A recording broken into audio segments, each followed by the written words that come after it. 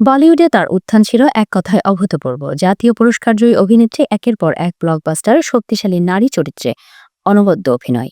প্রিয়াঙ্কা চোপড়া তখন বলিউডের শীর্ষে। ফ্যাশন এমরামি মডেল থেকে বাজিরাও মাস্তানির কাশিবাই, প্রতিটি চরিত্রে নিজেকে ভেঙে গড়েছেন তিনি। ঠিক সেই সময়ে হঠাৎ বলিউড ছেড়ে হলিউডে। কিন্তু কেন? প্রশ্ন উঠেছিল সাফল্যের শিখরে দাঁড়িয়ে কেন এই সিদ্ধান্ত?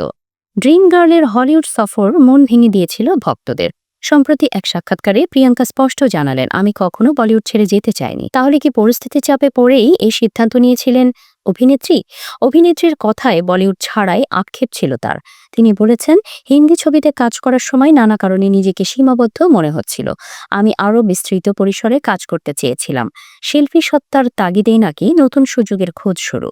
তিনি বলেন যে তিনি এমন সুযোগ খুঁজছিলেন যা তাকে একজন শিল্পী হিসেবে রোমাঞ্চিত করবে।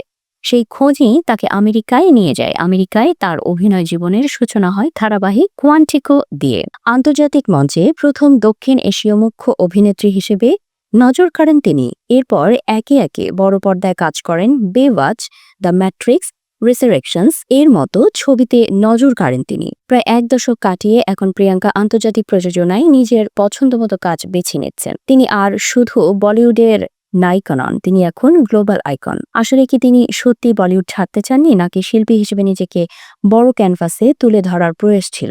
বলিউডের ভক্তরা হয়তো আজও চান আরেকবার বড় পর্দায় ফিরুন দেশি গার্ড।